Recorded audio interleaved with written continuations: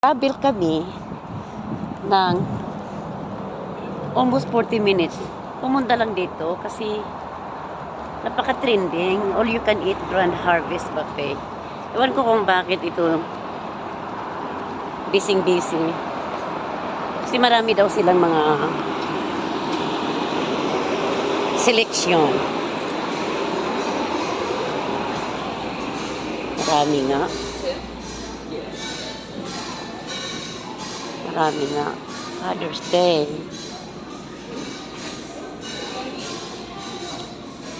I'm so busy because it's not the weekend. Yes. You have a booth? Yeah, I'm gonna have one on the other side over here. Okay, so dito tayo guys. So, ayan nga.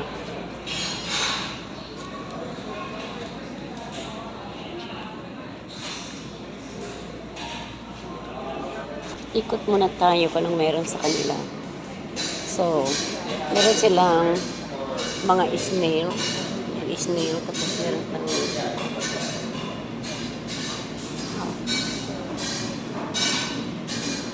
masarap. So, vlog muna tayo. Tingnan natin paano yung kanila mga ano. Tapos dito, meron silang mga dim sum.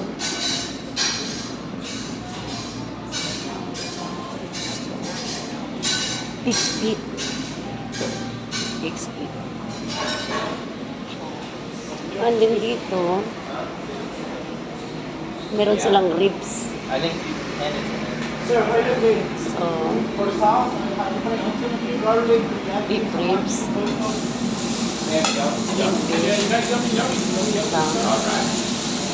So, wala silang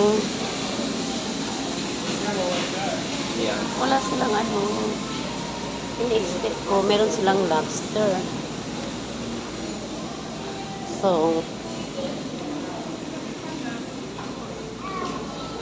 dito tayo mag-umpisa. Okay.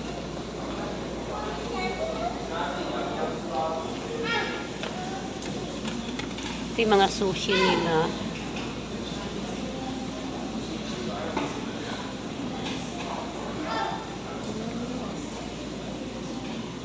And then,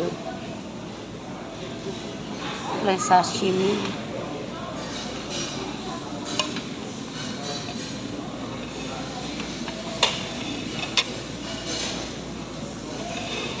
Meron silang pusit. So, gusto ko to.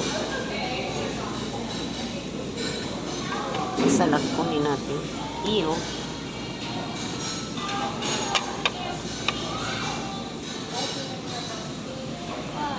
Matigas kasi yung ano.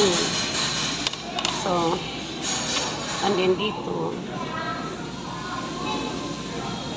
patay ng kasi dito sashimi. Tuna.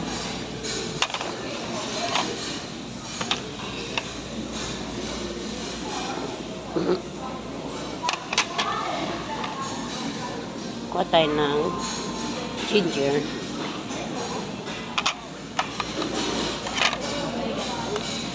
Wasabi.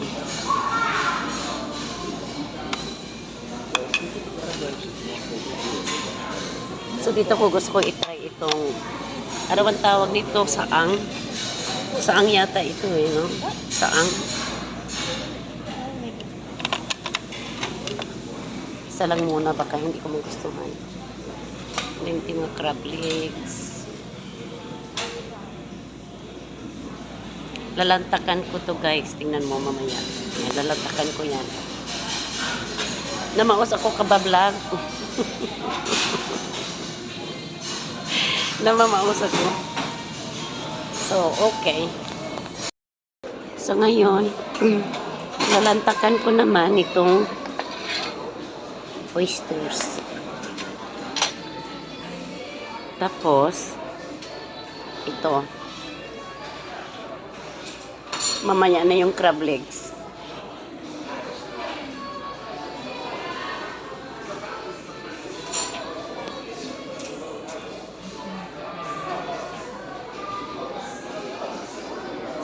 Yummy.